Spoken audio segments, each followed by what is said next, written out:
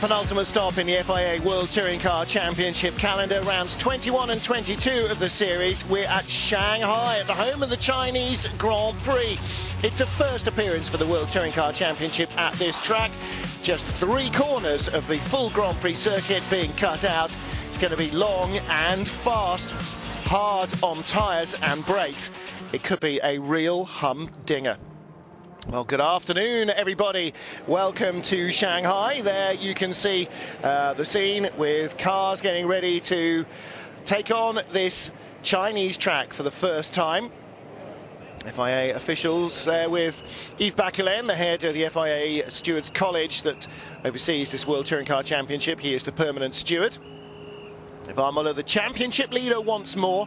Bears number 1 on his car, of course, having won the 2010 and 11 World Touring Car Championship, looking to do the same in 2012, and that would give him the same as Andy Priaulx, 3 consecutive wins, but a total of 4, because of course, as well as his 2 wins for Chevrolet so far, he won it for Seat as well in 2008. So he would be the winningest World Touring Car driver. And I make no apology for using that. It's a very useful word, so anybody in Wellingborough who doesn't like it can rotate. Now then, extended entry list this weekend. We've got some returning drivers, some new names to conjure with, but at the front of the grid we have got a lot of our regulars. There's Norbert Mikulits. He starts in 4th position. Apologies, by the way, really struggling with a bit of flu-y, coldy, chest infection-y thing, so hopefully we'll be able to get through this together. I will man up. 3rd on the grid for Norbert Mikulits. And of course he is also very much a front runner in the Yokohama Trophy for the independent drivers. Front row of the grid, 2 of our blue Chevys. Ivan Muller, 2nd fastest in qualifying.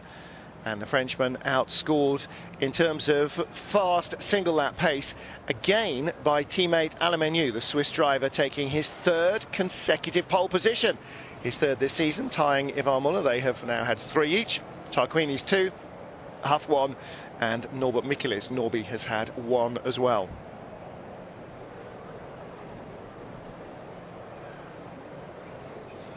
Well, Menu, 3rd in the championship. Outscored both his teammates, closed just a fraction on them, and mathematically very much still in contention. He could yet end up being this year's world champion, as could Huff and Muller.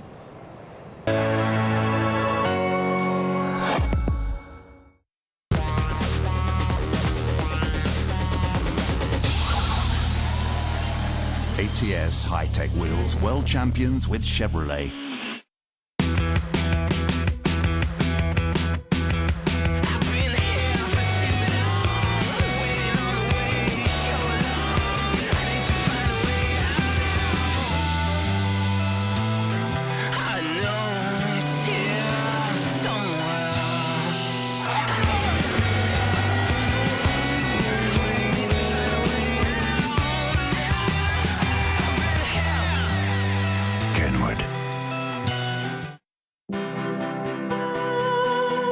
Shanghai. There are many reasons to visit the cultural center of Eastern Asia and China's most vibrant city.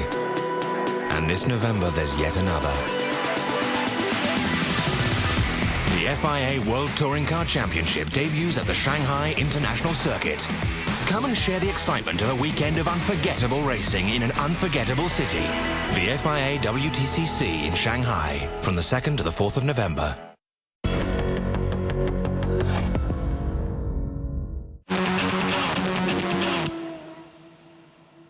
The WTCC is brought to you by Euronics, best of electronics.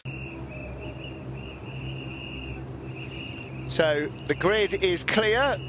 Awful lot of whistles blowing. Are we in a 1980s nightclub? Something very odd going on. Manuel Martin is just about to clear the grid along with everybody else. And the leading car will take the drivers around the circuit, ready for the start of round 21 of the FIA World Touring Car Championship. With the red roof, that's red with the white cross of Switzerland on it. You saw there on the left-hand side of the screen. Drivers right on the grid is Alain Menu. And that gives him a run down to the inside. The first corner, Harry, here at Shanghai is a tightening right-hander. Excuse me, but as they come into it, it gets tighter and tighter, but then it doubles back, really tight left-hander into corner 3. I mean, it's, as you imagine, quite a lot of these cars are still going to be side by side here. I mean, it's definitely wide enough.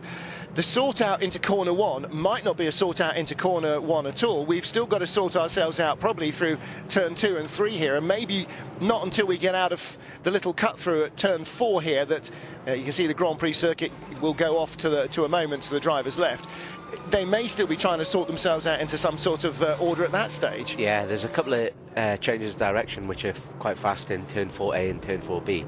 You might see a little bit of a dust up going into there because, like you say, turn 2 and turn 3 are long radius corners, and there's definitely an opportunity to use a number of different lines through there, so you never know.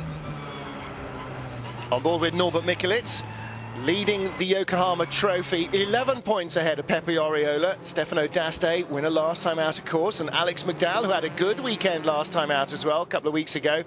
Both looking very strong, or again, stronger after Japan. Yeah, the independent battle is really heating up there. You've got Mikulits, obviously, is third there, and then you've got D'Aste still in the mix, McDowell and Pepe Oriola. The top 4 independents are all right with each other, so it's all coming down to the wire. Well, the ever-reliable Neil Hudson from Touring Car Times reminds me that there are 50 points available in the championship in these 2 races and 22 points in the independents with a further 43 independents points available in Macau. So it is double bubble in Macau for the independents. So if you're 11, 15 points behind, you think, oh, I'm never going to catch that. Boy, you know, there's 60 odd points for 3 race wins or 4 race wins between here and the prize-giving dinner in Macau if you're an Indy driver. So there's a lot still to be done. Yeah, it always kicks off in Macau as well. It's very easy not to get a DNF. So well, yeah, I think back to Pierre-Yves Courtal, Hexagon Engineering, the Belgian driver, and in the Seat, went to Macau as the championship leader, got nerfed off in that first left-hand kink away from the start into the wall. Somebody else ended up walking away with the title. He didn't finish race 1, didn't start race 2, and he was the points leader. So yeah, nothing is guaranteed, as we've seen so often in the main championship. It's not even in Macau race 1. Often it's not until the end of Macau race 2 that we actually know who the champion is. So here we go. This is not the final battle by any stretch of the imagination, but it is an important step on the road as we get ready for the first race here in Shanghai.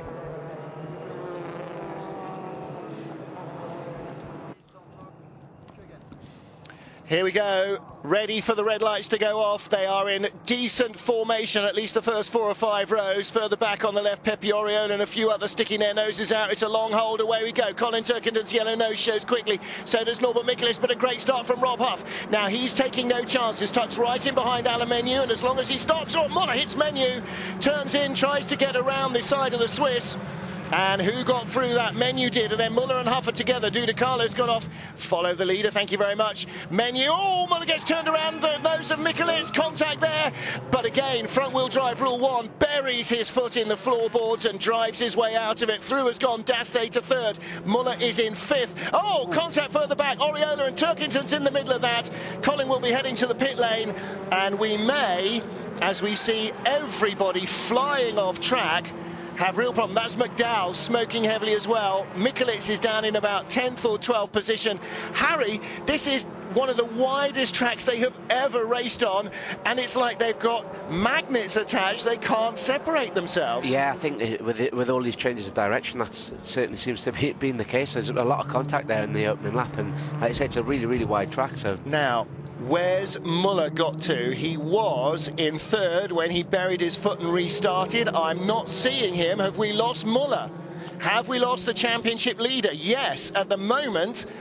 Okay, so we've got Menu, Huff, D'Aste. There's Oriola leading the next group. So next group, Oriola, Coronel, Tarquini, Freddie Bart ahead of Tom Boardman. Norbert Mikulits is 9th. Nash is 10th. Great start from the Ford driver. Must have obviously covered that car in Vaseline at the start. Here comes Tarquini inside Coronel and inside Oriola. Good move by Tarquini. Gets by 2 cars for 4th. Pepe bumps with him. Little straight here down to the penultimate corner, or the final corner now, turn 16. But that's a good drafting race by Tarquini, man born and bred with Monza in his blood, of course. And look at this, Huff right behind Menu to try for the lead at corner 1. Not going to do it this time round. That's a real game changer now. Muller's dropped out, and it was hard to tell, but it looked like he turned straight into Menu there, and obviously Huff followed him through. Well, he did in turn 1, but it was when he got bumped around with Norbert Michaelis in the side of him that he got very sideways. Now, that's not something that's normally a problem. McDowell we have lost, Muller we have lost, Dudicalo we've lost, Liu, Souza, Eng, but not Charles Eng, Kwong, Leong. Turkington is running his 20th, but last of the running. Okay, now a lot of them across the line. But are we going to see anybody come into the pits? Yeah, I think that even these cars, they look pretty robust, but a little bit of wheel rubbing like that, and you bend things. And well, Harry, you know, you can hit these in the door all day long, which is what happened to Muller. But if you bump a steering arm, I mean, we've seen it just wheel-to-wheel contact, side by side can break a steering arm. Muller is crawling. Something is very broken on his car. He's coming into the pits for him. Now, don't forget, you can hear that. Can hear the tyre scrubbing. Yeah, I've driven a car like that. Yes, one is broken steering arm. Right front wheel is turning hard right in that corner as it basically followed the camber of the track downhill. He's a lap behind. He is crawling to the pits. Don't forget, he will still start race 2 in his normal grid spot if he fixes the car now. So he has, look at the right front on that car. Yeah. He has desperately got to get back. There is debris everywhere. Cars smoking left, right and centre. Further back, Freddie Bart on the left leading that queue. James Nash, Thiago Montero, Norbert Michaelis is getting by Montero for 9th, and inside Nash, and Nash bumps into Bart and Michaelis and Montero, and my goodness, there's going to be a lot of bodywork damage after this. There's a hell of a lot of contact, and this is it's really changed things in the independents as well as the manufacturers' championship. Do you know what this reminds me of? This reminds me of a 1980s airfield circuit DTM race where you've got a massive wide long straight and it's pick a line any line at the hairpin at the end of it. Boardman up the inside of a very damaged Oriola. Pepe, one of 2 cars that sandwiched the yellow Chevy of Colin Turkington. Boardman is now up to 6th. Tom could have a real result here. Well, on target for more points today than the rest of the season put together, possibly. Yeah. Well, let's take a look at the start. Menu on the left of the front row. Muller's immediately closing down Huff. And then he's going, okay, that's not happening. So he's going to try and get a good run. He's on the grip. He's on the racing line. Menu drifts away a little bit from the apex because he's on the dirtier side of the track. Contact with Muller. Huff goes inside. Dudicalo almost looked like he had a puncture there, actually. And then here, yeah, Muller tries to turn in, and Michaelis is there, and already I thought that tyre smoke was Muller really just spinning the wheels up as the turbo came in. Clearly there it wasn't. That was the tyre scrubbing sideways. Oof. Oh, yikes. That's Oriola. I mean, that was Oriola. That's what happened to him. Yeah, it didn't break his steering somehow, or his radiators, but certainly did something to Turks. I would imagine he's carrying some damage here. He must be like struggling a little bit. Sometimes you can damage a car like that and it'll run fine for a couple of laps, but you know that you've done something, and as the tyres are scrubbing against each other later in the race, it'll all go pear-shaped. Well, the other thing is, you know, halfway into race 2, it might suddenly go snap, and that is the moment that it all goes wrong for Muller. And you're absolutely right. It is and Turkington got held up there. Let's look back at Turks. Okay, we don't get to see it. Okay, now this is right rear. I thought it was right front as well. Okay, so the steering arm at the back is broken because, of course, they're not rear-wheel drive. It's not a solid axle. It is basically just dangly bits to stop the exhaust dragging on the ground. Menu leads from Huff, and at the moment, with Muller in pit lane, Huff can afford to pick and choose where he attacks here. Yeah, he's got a preferential starting position for race 2 as well, obviously the standing start. Rob had a bit of a stinker in qualifying yesterday, so he's starting from further back, but obviously that means further forward in race 2, so he just needs to kind of bide his time there. 2 Fords together here. First of them is James Nash, and first of them is Tom Chilton. Good news for him. And there is James Nash. We're on board with Colin Turkington. He's getting his sleeves rolled up. And actually, for Chilton, Nash, Turkington, this must feel a bit more like British Touring Car Championship racing than World Touring Car Championship racing. Now, this is more like, obviously, we're getting a proper touring car race here with a bit of contact and a lot of changes of position. Okay, define a bit of contact. There's going to be a lot of panel benders. Whoa, Turkington eases down the inside of James Nash, has him off the line. That's a great touring car move as well. And who went through from behind? Fernando Monche. There is Frank Sengsler with the German flag on the roof of his BMW, and he gets by Nash as well. Yes, he does. This is such a fast circuit, Harry, that if you lose momentum for any reason, they're all going to stream by. Alex McDowell is in. Darrell O'Young is in as well. Lots of work for Richard Coleman and the Bamboo Boys to do. Yeah, it's a bit of a...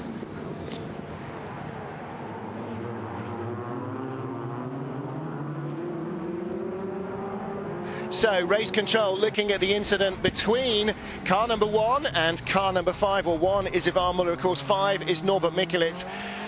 Harry, you know, you're third in or fourth, as they were, in a massive pack of cars. And frankly, from the outside, Muller was desperately trying to get into the corner, but he didn't have a clear run at it. You know, there was an overlap, and you can't just drive irrespective of everybody else. Yeah.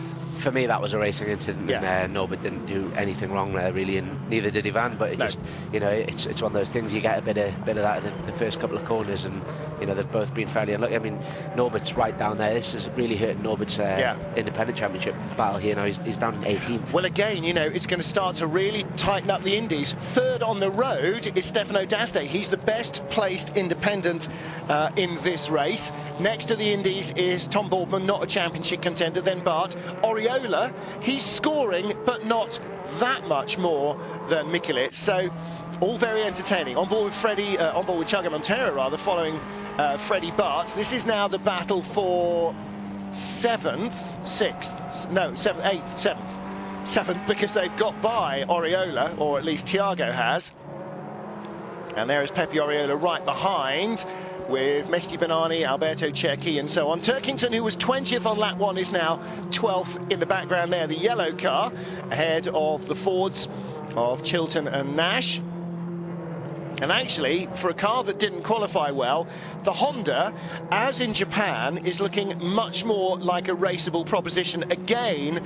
And I'm thinking they must be just going softer bar, softer springs, softer bar, softer springs on the back of that car. You can see now, look at the rear wheels. It's running quite a lot of positive camber, which means the bottom outside edge is tucked in below the top outside edge, and normally you wouldn't find that even on a rear-wheel drive car. So they're trying to get the car to turn more. Yeah, for me that looks like they're trying to combat understeer by just reducing rear grip, and obviously it's a fairly quick way of readdressing the balance of things, but it's not the ideal way of setting a car up, because you're pretty much compromising it to make the balance better. But the car looks more compliant. Oh, here we go.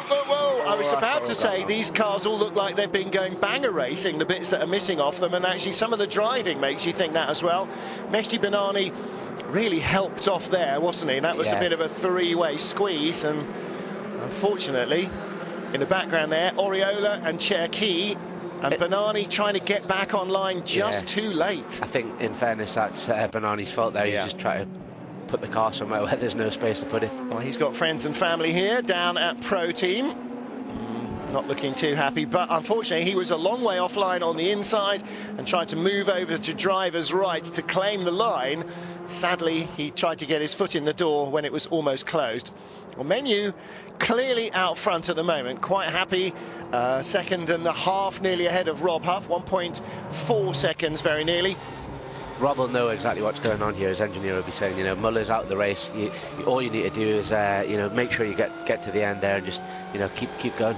Except the Andy Prio rule: never let a point go. Never be second when you can be first, because if you're sitting at the dinner watching and applauding as somebody else gets the trophy because you didn't try and attack Alain Menu here, you're going to feel very, very sick. Look at the undulation on the circuit there. I read yesterday actually they're having to readdress quite a lot of the circuit here. So bits of it are sinking because it was built on a swamp originally, and you know, you can really see it's all falling apart there. Well, now for a touring car you probably don't even notice that, but I'm imagining in a Formula 1 car going another 60% faster, you really notice that. Drive-through penalty for Norbert Mikelitz. That, I'm afraid, is a totally rubbish decision. From what we've seen, and the stewards may have seen different views of it, but certainly from what we've seen, it was an absolute 50-50 incident. Haven't noticed, incidentally, they're having a look at any of the other incidents. Oriola, Turkington, Benani, Oriola, and Cherki or any of the others, you know, the fact that it's a championship contender, Ivan Muller is no more precious than any of the other drivers. Okay, you don't want unguided missiles tapping championship leaders out of the race. That's not what happened. From what we've seen, it was a 50-50 call at best. And I don't think that that is a reasonable or fair penalty. And, you know, you've got a championship leader, Muller. Can I just point out to the stewards, actually Mikulits is a championship leader as well. Yeah. So you're materially affecting at least one championship there. Oh, Montero, nice nose on the Honda, gets right inside Freddie Bart for 7th place. God, that Honda turns sharply. You can look how stiff it is. It's just if it's all hopping around. And not as much as the Seat. See, Bart got a real tank slapper then and bounced off the circuit. Had to go inside the tyre stack just to avoid a head-on. I think we've... has Oriola just dropped out? I'm sure I saw Oriola slowing down. He was pulling over on the straight, wasn't he? So, again, as you said, can easily be a legacy of what goes on. So you've almost lost. You've lost 3 of the top 4 independent teams. You've lost McDowell, Oriola, and obviously Mikulits now with his drive-through. There's Pepe's dad and Pepe himself. Got a lot of smoke coming off the Honda. Not sure I'm very keen on that, though. You can even see it through the haze of a Shanghai afternoon. So there's Pepe and his dad commiserating with his son. Of all the races you could drop out of, in fairness, this is probably the one to do it where you know, where your main rivals. Obviously, Daste's going to have a bit of a jump up here. Yeah, absolutely. Right, let's get Touring Car Time's Neil Hudson to do some maths and try and supply the answers to the question, which obviously is, ooh, how high is he going to go? Oh, Freddie, no, get off the brakes. It was almost a Billy moment. Oh dear. Now, what, do you see that smoke coming out of there? Formula One fans from the 1980s, what's that? Everybody knows what that is. That is where the engine comes off throttle and off boost, and when you put your foot down, it misfires and pours smoke from a busted turbocharger through the engine. That was pouring oil through the engine and burning it. So his turbo seals are going. That's going to need a turbo change between race 1 and race 2. Or I've completely misread it, but boy, that looked like a Formula One turbo engine really about to let go. Yeah, it did. It looked like it was about to chuck a leg out of bed, as it were. But and look at Turkington, how far he's closed. Montero in the Honda, let's not forget, is 7th. So 8th is Freddie Bart, 9th is Alberto Cherki, 10th now is Turkington. And excuse me, they're not holding him back in any way. James Nash is into the pits. Okay, who has not been into the pits? This is almost like a compulsory tyre change race. Half the field almost in the pits.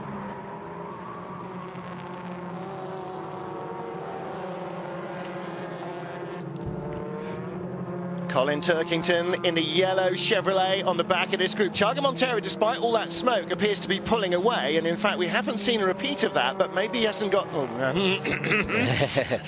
yes. Things like that don't tend to cure themselves. This is my hard-won experience of cars. When they're broken, they tend to get more broken rather than less broken. Menu still leads Huff. Behind them in 3rd place is Stefano Dasti, but in fact I think he's got Alex McDowell in front of him, or no, it was Darrell that went back out, wasn't it? That's Darrell O'Young, the Bamboo Chevy, which had an awful lot of tank tape on the front of it when we saw him leaving as Alex came in. So Menu now, as you can see, just constantly easing away from Rob Huff. And that's a slight worry for Huffy, because clearly Menu's got a better race setup. So he and his engineer Albert have done something that Huffy has not done with Duncan, so they need to look at that. Just behind Tiago, 3-way battle now. Freddie Bart trying to hold off Albert Cherki, trying to hold off Colin Turkington in what remains of the West Surrey Chevy Cruise. I think might see some fireworks here. Yeah. It's a great circuit. It's really, considering it's so long, everyone's very, very close, and it's, you know, in lap time terms, and it's creating some great racing. Well, again, like Monzi, think, you know, whoa, big moment for Freddie Bart, and Turks gets into the back of Albert Cherki. This is 8th, 9th and 10th. Come on, Colin, up the inside, nicely done. It's a bit more flapping bodywork, it's neither here nor there, so he's in 9th place now. And Bart, I tell you what, that corner 1 to 2 transition, his car does not like it even remotely. Great view back. I'm sure everybody back home watching in Northern Ireland, bleary-eyed with the coffee on the table. Bit of toast Harry as well. Ooh. Yeah, I wouldn't mind a bit of that. Yeah, I know. Well, we're on the Lemsip at the moment. Other disgusting drinks are available. Turkington, 9th place, and now looking at 8th from Freddie Bard. Has he got any time left? There's Dick Bennett in the white shirt, looking as cheerful as ever during a race. He's always very focused down the inside. I tell you what, he is revelling in this chassis. He might have recently been a rear-wheel drive touring car driver, but he hasn't forgotten how to ride this particular kind of bicycle either. He's just slicing through them. Yeah. 2 places in half a lap, and we're still miles to go. 13 laps on a 4.4 kilometre track is a lot of racing. Colin was saying how strong he felt the chassis was, and he jumped right in it. And obviously, you know, he's doing really well. He's made a lot of positions up from a pretty stinking start, and you know, it's all testament to the car. And obviously, Colin's driving the thing really well as well.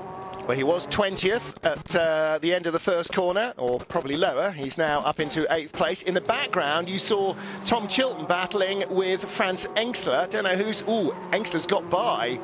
So Engstler's won that one. Tom Boardman as well, second in the independents category in the race at the moment. Stefano D'Aste is the leading Indy in 3rd. Haven't seen much of them. Or Coronel in 4th, bit on his own, ahead of Tarquini and Boardman.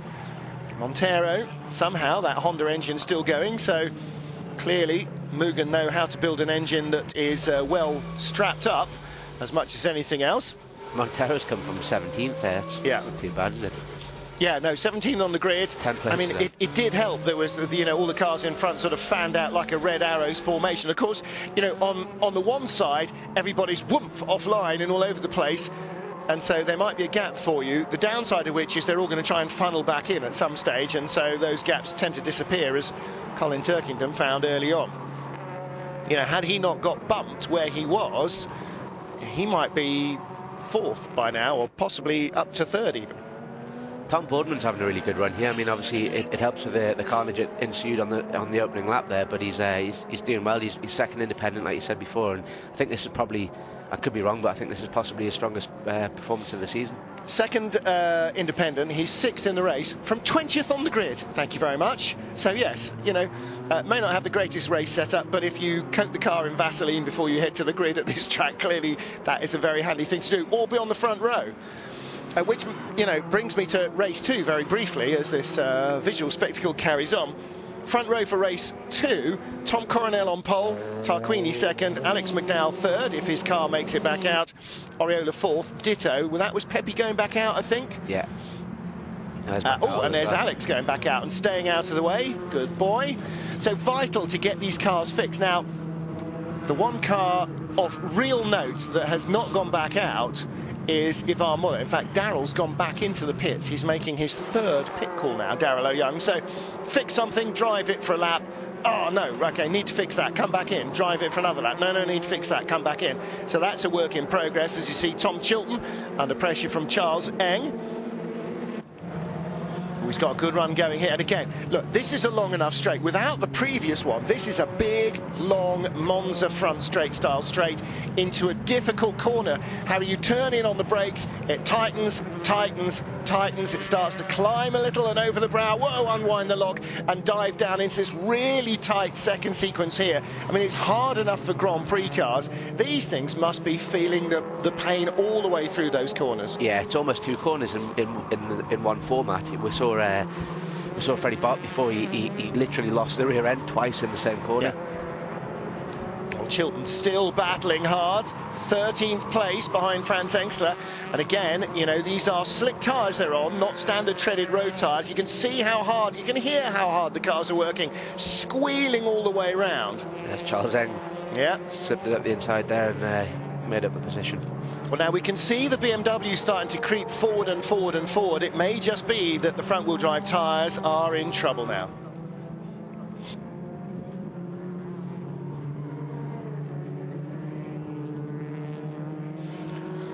Damaged car of Mehdi Banani, among others, out on track. Damaged car of Ivan Muller is not. Now, this is really where championship mentality comes in, because Muller cannot let this phase him or rattle him or panic him.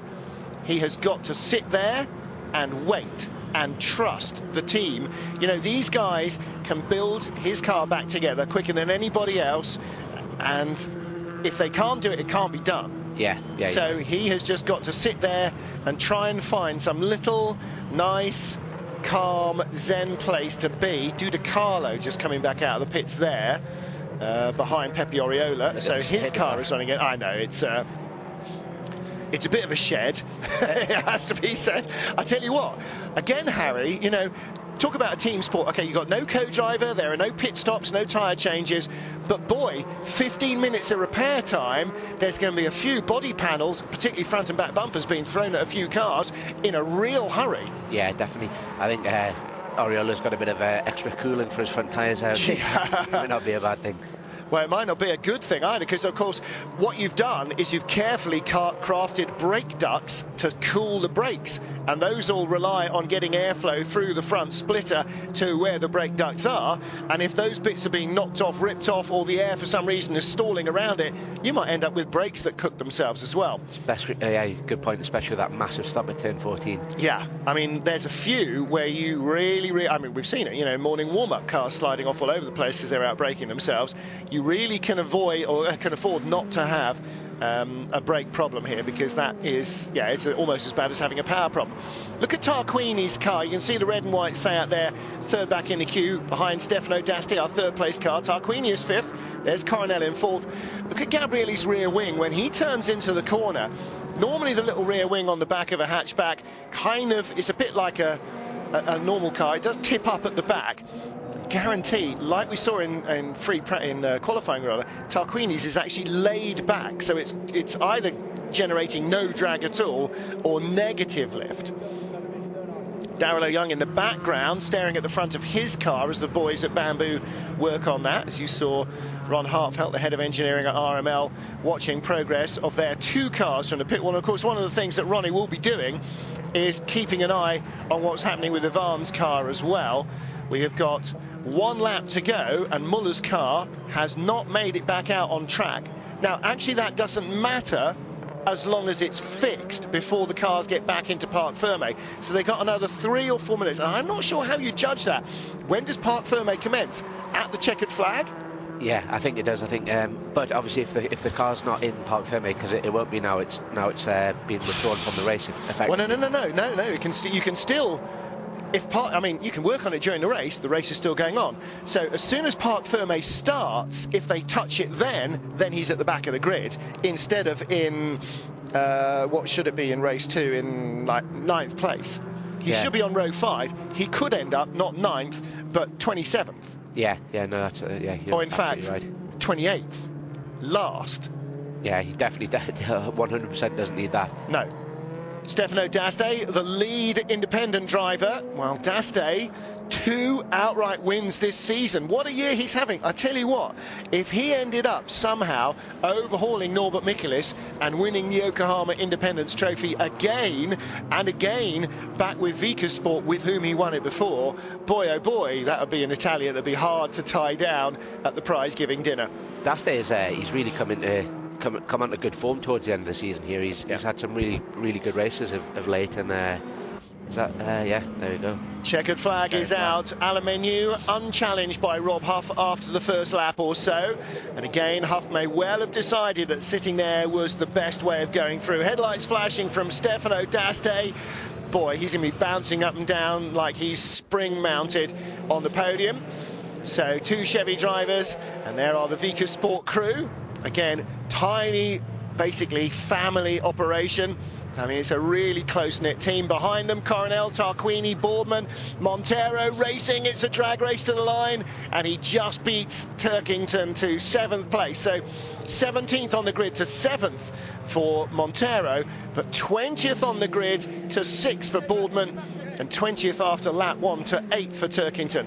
There is Marco Calovolo, the race engineer at Vika Sports, with the white hair and the headset. And Alain Menu, pole, lights to flag victory. And after lap 1, must have felt relatively comfortable with that. You know, after maybe turn 4, must have felt relatively comfortable with that. But turns 1, 2 and 3, when you're turning into turn 1 as the pole man and your teammate bings you in the door from the outside, you're going, oh no, don't break anything. Yeah, Menu's he's obviously got something going there. He's another one. Found really good form of late, and he's definitely not out of this championship battle, especially with what's happened there with Muller. So this is really hotting things up a little bit. Yeah, that is, you know, with three guys, the three RML Chevy drivers who are basically in a little triangle, each with a hand on each other's throat. Somebody has broken Muller's grip temporarily. Now, what is key for the championship is how he can respond in race 2. But at the moment, Rob Huff takes the championship lead here.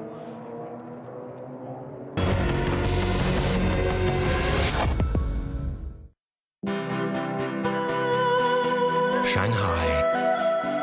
There are many reasons to visit the cultural center of Eastern Asia and China's most vibrant city. And this November, there's yet another. The FIA World Touring Car Championship debuts at the Shanghai International Circuit. Come and share the excitement of a weekend of unforgettable racing in an unforgettable city. The FIA WTCC in Shanghai, from the 2nd to the 4th of November.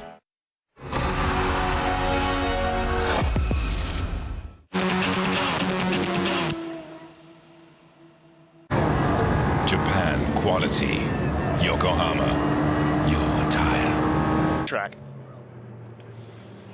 Rob Huff comes into pit road as our new championship leader, second in the race behind Alain Menu. And of course, that's always a good result. Even if Ivan Muller was behind him, even just one place behind, that all helps. The fact that Muller didn't complete more than a lap and is still in the pit lane, and his car is possibly still being worked on. That's something that we're going to have to really keep an eye on here. But at the moment, suddenly the balance of power is changing. Menu is on a real rip, 3 poles in a row, another race win for the Swiss, and Muller is out of the points for the first time since so I'm going to go and have a look. We've seen Muller come back. I remember last year Muller had a pretty torrid time at the start of the season, and then it's almost, he's like an animal. When you back him into a corner, he seems to come back fighting, and I'm sure he won't let this affect it. But took him 8 races to win last year, and then after Porto, where he felt aggrieved, suddenly he was miffed Muller, and he was really fighting hard. Actually, his last 0 was in Sonoma, but before that, it was in 2011. Actually, in Sonoma, correct me if I'm wrong, but did Muller not hit Michelitz, and he got a drive through in the? Is that why he got a 0 score there? Yeah, that's correct. That is correct. I have to say, I wasn't entirely sure that the current penalty was well deserved. Stefano D'Aste there with his engineer Marco, very, very happy bunnies. And it'll be a typically understated celebration from Stefano, obviously. You know, and a lot of times when this team, this driver, even any independent get onto the podium, they say, yeah, this is like a race win for me. Of course, actually, he's had 2 race wins this season, so he knows what a race win feels like, where you've got everyone behind you, not just the other Indies. But he will be, again, as exuberant as ever. Well, let's hear now from Alain Menu. He's with Ben Constanduros. Alain, just sorry to interrupt you two. Congratulations, yet another lights to flag victory. This is going so well this end of the season for you. Yes, I mean, to be fair, I mean, I've been competitive all year, but I've had some bad luck. So that's how it is. But yes, it's going well, and you know, the boys did a great job again. So you know, big thank you to RML and Chevrolet. Let's just turn our attention to the independent victor. And Stefano D'Aste, 3rd on the podium as well. How about that? I bet you weren't expecting that at the start of the race. We did a very great job all the weekend, and we were quick from the official practice this morning in the warm-up too. And I got a very, very good start. I did the first corner all in the external line, and I think that it was the very right choice. Then I tried to catch the back of Rob, but they were too quick. I saw that I had a very big gap in the back, so I continued to push, but I didn't push very, very hard to don't ruin the race, because I was first independent. Michelis were in the back, Oriola too, and so I tried to arrive 3rd and 1st in the independent, and I did. Thank you very much. Thank you. Well, great race from him. Win number 5 of the season for Alain Menu. He has won a quarter then of the races. Rob Huff has won 4 times. Muller has won 8 times, rather greedily hoovering everything up. Other race winners this season, 2 for Daste, 1 for Mikulits, 1 for Gabriele Tarquini. So win number 5, and it is win number 22 of his World Touring Car career for Menu. So he pulls level again with Rob Huff. And, well, there is a topsy-turvy finishing order if ever you saw one. Cars all over the place. James Nash, incidentally, dropped down at the end. Darrell O'Young, 2. And we saw Alex McDowell's car back out. Darrell ended up finishing in the pit lane with more work going on the Bamboo Engineering Chevrolet. So, yeah, some work to do, and for Muller as well. Particularly the RML boys will be, his crew will be working their little socks off to try and get him back into race 2. 1-0 is bad enough, Harry. A 0-0, and particularly this late in the championship. Ooh. So, Huff leads by 16. And Menu now only 28 behind. Don't forget, 38 behind coming here this weekend. Or 37 behind. So he's only, what's that, 12 behind Muller now. So suddenly it's game on. You see how very quickly things can change. Yeah, I mean, Menu's he's gonna feel the fight coming to him now, and obviously of late I think he seems to have changed his attitude a little bit, and we saw yesterday saying, "Don't write me off. I'm definitely in this with a chance to win it," and that's not what we saw at the start of the season, where he was very much the opposite, saying, "My championship's over." Yeah. He's obviously got the bit between his teeth now and knows that it's definitely not over.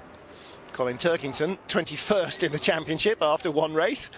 5 points he got, so ending up in 8th position in race 1 here in China.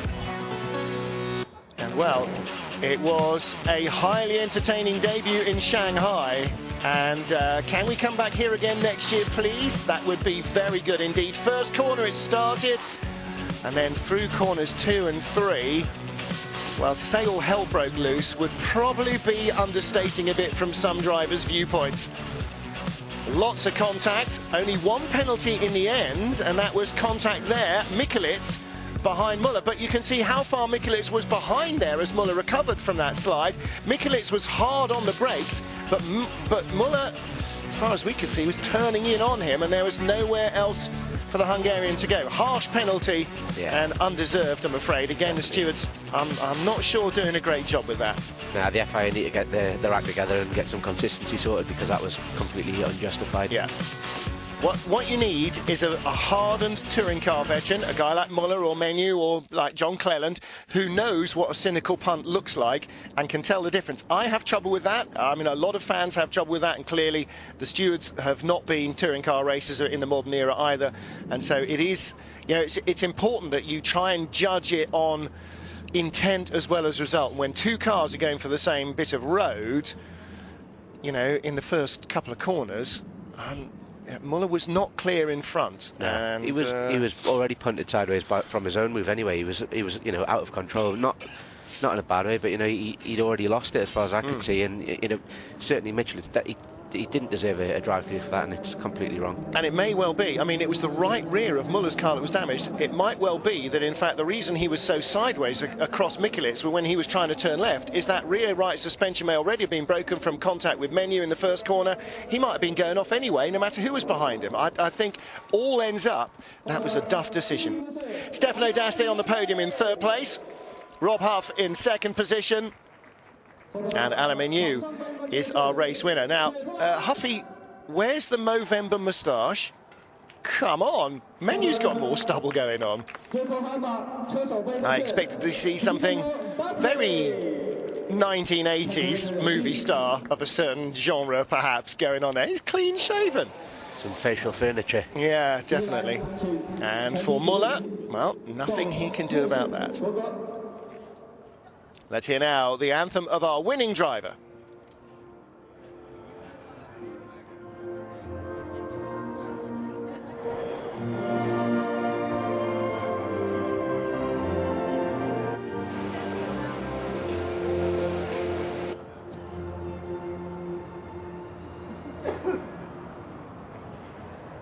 So the anthem of Switzerland for our winning driver, Alain Menu, and now for a winning constructor Chevrolet, the US national anthem.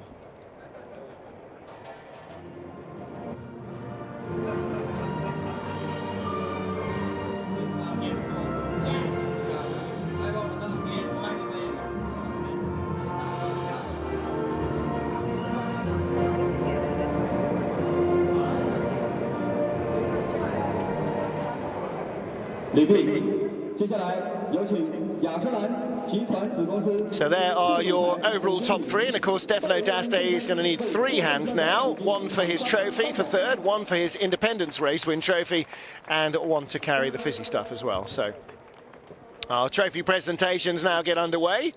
Menu and Huff looking pretty relaxed. Muller anything but. But again, Harry, the vital thing now for Ivan Muller is not to lose the plot and to just be sanguine about it. If he has to start at the back, he has to start at the back. If he's lucky enough to be able to start from row 5 of the grid with Menu alongside him, then, you know, that is a charmed life he's leading.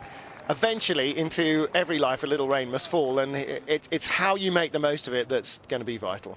Yeah, obviously Muller's a true professional, probably arguably the best touring car driver in the world, and I'm sure he'll come back from this with not too many issues, as long as he does get back on the grid and doesn't end up starting from right at the back. Another manufacturer's trophy to go back to Wellingborough, to Chevrolet RML, and the Independence Trophy for Stefano D'Aste, our top Yokohama driver. So the Yokohama Independent Trophy being presented to Stefano D'Aste, not only third overall, but the Independent Trophy driver as well. So time for a quick photo, and oh, no fizzy. Excellent. To run away to our post-race interviews. So we'll hear from our top 3 in just a moment. And I'm sure that Ben, you can see him there in the room, once he's done this, we'll get down to the pit lane, run Ben, run, and get a word with Ivan Muller, what the damage is with the car, what the situation is with the car, and we'll try and keep on top of that as well. So confirmation of the championship standings. Interesting to see Stefano D'Aste and Pepe Oriola 1 point apart there. 7th and 8th place has changed hands yet again. And Thiago Monteiro, of course, points earned in the Seat and the Honda, both go to the same driver. Tom Boardman into 16th position, courtesy of a fine 6th place result for him. And that will really buoy them up, because it means inherently they're doing the right stuff with the car. Yeah, definitely. I mean, they've had a fairly tough time this season, it's fair to say. I think Tom's not really done what he probably would have wanted to have done, but he's been getting faster and faster, and that's a great result. Congratulations, yet another lights to flag victory, first race of the weekend. The Eurasian points haul has been incredible. How was the race for you? It was fairly straightforward, because I got a good lead straight away with what happened behind me. And then I was able to pull away slightly from Rob. And the last 2 or 3 laps, I just paced myself. Again, fantastic car, fantastic team, and very good result. There was lots of talk about tyre wear at the start of the weekend. Can you tell us how it was with your car? It wasn't as bad as I expected. Yes, for sure, we got more understeer. The front end was losing grip throughout the race, but it was not as bad as we feared, so all good. So you should be able to attack for race 2 then? It will be different, because in the pack, you lose grip when you follow a car from a close distance. So it's going to be different, but I need to get more points, yes. Thank you very much. Thank you. Well, interesting. Alain has 6 times 0 points in his score sheet this year. 3 now for Ivan Muller. Only 2 zeros for Rob Huff. Consistency, point scoring really paying. Rob, starting on the outside of the second row of the grid there, and inside very quickly, it was all about the start for you. Yeah, very much so. I'm in a position where I have to attack, and I attacked, and I got a much better start than Norby on the inside. Pulled straight behind Alain, and then I'm not really sure what happened going into turn 1. From what I kind of gathered, Ivan just turned in and went into the side door of Alain, which bounced Ivan out wide. That allowed me to get up the inside. And then after that, I just concentrated on the back of Alain. But, for me, once I got the radio call that obviously Ivan was out of the race, for me, it was just a pure case of staying off the curbs, looking after the tyres and making sure we finished second in that race. And how was the pace of the car? Yeah, it was good. I wasn't pushing, literally, I wasn't pushing at all after the problems I've had in the past with front lefts. I just wanted to make sure I finished that race and finished it in second. We got a good lead over Stefano in third, and I knew that I could back right off and just nurse it home, and that's what we did. Thanks very much. Cheers. Well, a happy Rob Huff, definitely. Nobody likes to take advantage of a friendly rival's disadvantage, but, you know, you can't change what happens. Interesting the way he saw Muller and Menyu's incident. Let's hear now from Stefano D'Aste. You were going round the outside at turn 1. Very brave. What did you see of what was going on ahead? Yeah, I got a good start, but the acceleration of the Chevrolet is very high. And when I arrived in the first corner, the only one line was the external to overtake some cars from the internal line. And yes, I got a lot of risk, but I think that I got the right decision. It wasn't very easy because the track there is very, very slippery, and I was controlling the car a lot, and I fight a lot with the steering. But in the second corner, when I saw that probably Ivan touched Michelitz or something like that, I thought, oh, okay, now it's good. And of course, Norbert and also Pepe Oriolo, your rivals in the Indies, both having big problems, and you've scored full points. Yes. In fact, in the end of the race, my team manager told me, take it easy, keep concentration, keep cool your mind, because the other independent are in the back, and you are first, think to the independent trophy. And I thought to it. In fact, I didn't push I push a lot to don't lose the concentration, but I didn't push at the maximum. Thank you very much for your time. Thank you. So another driver who was very happy with his lot out of the first couple of corners, but again, you know, excuse me, Harry, some led a charmed life and some just seem to be a magnet for action. 11 points separate Norbert Michelitz from Pepe Oriolo now. His closest challenger, Stefano D'Aste, 25 behind.